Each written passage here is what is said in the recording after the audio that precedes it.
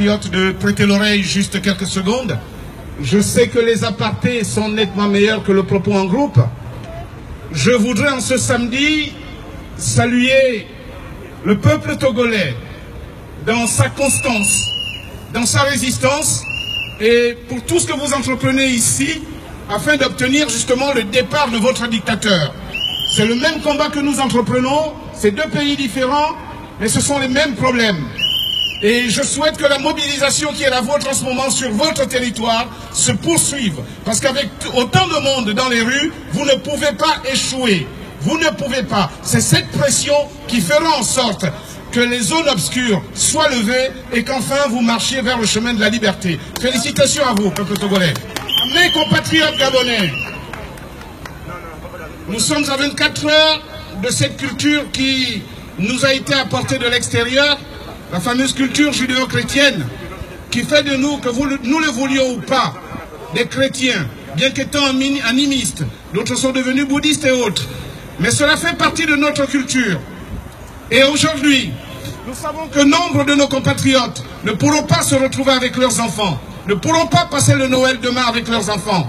C'est à eux que nous devons passer en premier. Même si nous avons un combat qui dure, qui perdure, nous devons penser à ceux-là qui ne pourront pas participer et faire participer les leurs à ces moments exceptionnels que constitue la nuit de Noël. Nombreux d'entre vous ici ont abandonné ou laissé leurs enfants sur le territoire national. Certains de nos compatriotes sont en prison. Nous le rappelions tout à l'heure.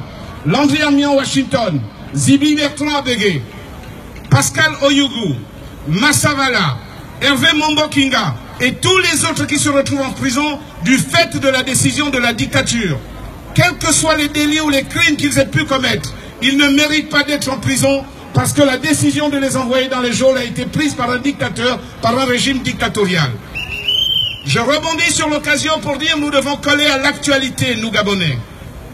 Le président Emmanuel Macron s'est prononcé dernièrement sur un propos tenu par le dictateur Bachar el-Assad. Il a dit que la Syrie ne se résume pas à Bachar el-Assad. Eh bien, le Gabon ne se résume pas à Ali Bongo. Ce genre de propos doit être appliqué à tous les cas. L'universalisme des droits de l'homme, l'universalisme de la liberté s'impose au monde entier. Donc le Gabon ne se résume pas à ce petit régime dictatorial. Le Gabon ne se résume pas à Ali Bongo. Le Togo ne se résume pas à Faure Adema. Il y a un peuple derrière. Et ce sont ces peuples qui sont importants. De la même façon que Jean-Yves Le Drian a dit, quand on a massacré son peuple, on doit se faire discret. Eh bien, on ne doit plus recevoir sur le sol français, le sol de la liberté, le sol des lumières, des dictateurs qui ont massacré leur peuple. Que plus jamais Ali Bongo ne mette les pieds sur le sol français. Sous quelque titre que ce soit, il ne devrait pas être reçu. Il ne doit pas être reçu. Voilà un message sur lequel nous devons nous accrocher. Et cette persistance s'appuie sur la résolution du Parlement européen, je ne cesse de vous le répéter. Il y a actuellement en marche ce qu'ils appellent un dialogue intensifié qui s'appuie sur des dispositions internationales que sont les accords de Cotonou qui ont été signés par le Gabon et l'Union européenne. Et ces accords doivent s'imposer. Et ces accords sont en mouvement et sont en marche. Donc nous devons nous appuyer sur ces normes internationales que l'Occident comprend très bien. Dorénavant, nos actions doivent être orientées vers les gouvernements des pays membres de l'Union européenne. Ce sont eux qui constituent le Conseil européen, il faut le savoir. Et c'est ce Conseil européen qui peut mettre en mouvement et en pratique la résolution du Parlement européen. Sachons orienter notre combat. Vous avez pu noter également, pour ce qui concerne le Gabon, que nombre de pseudo-dignitaires de ce régime font l'objet de poursuites devant les tribunaux en France. Ces actions judiciaires qui portent un coup sérieux au régime participent également à notre combat. Et nous devons intensifier également la communication dans ce sens-là. Il faut que cela soit su.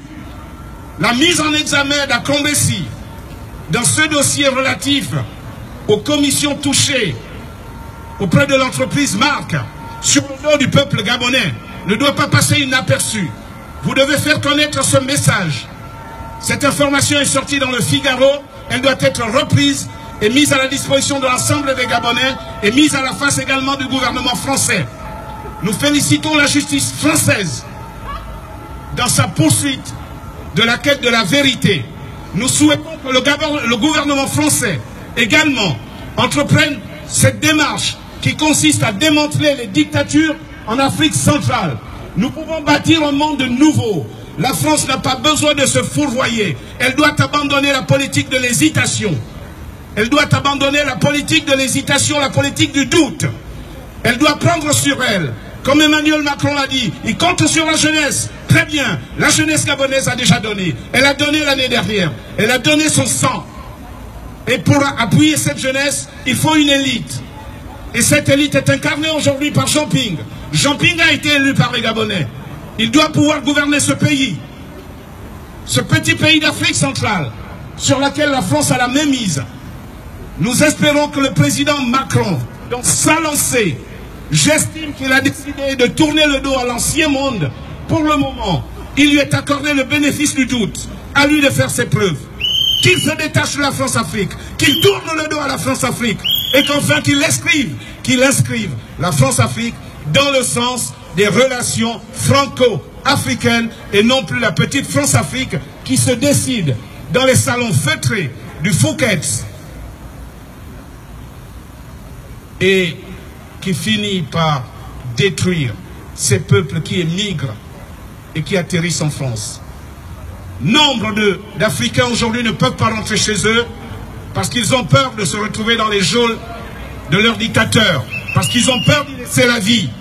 C'est pour cette raison qu'il y a énormément d'immigrés qui meurent en Méditerranée, qui finissent en esclavage en Libye. Et nous craignons justement que par le principe d'une information chassant l'autre, la question de la Libye soit oubliée. On a fait un petit transfert de quelques centaines de personnes sauvées. Mais combien de milliers sont encore en esclavage? Qu'est-ce que les dictateurs ont fait pour tendre la main aux leurs? Rien jusqu'à ce jour. Et que fait la France? Eh bien, nous attendons au tournant. Parce que sur ce site, sur lequel vous marchez, sur lequel nous marchons, il est inscrit une plaque là-bas, le Parvis des droits de l'homme, inauguré par François Mitterrand. C'est ici la consécration des Lumières, le combat des Africains et le combat de la dignité humaine, le respect de la vie. Il ne s'agit pas seulement d'exercer le pouvoir.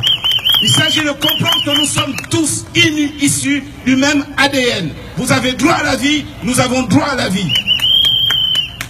Nous devons tous évoluer dans des espaces de liberté. Nous devons tous évoluer dans des espaces de liberté d'expression. Nous devons nous mouvoir en toute liberté et ne pas nous inquiéter. Notre vote doit être pris en compte. C'est ce qui caractérise les démocraties occidentales. Les Gabonais ont voté. Il faut respecter le vote des Gabonais.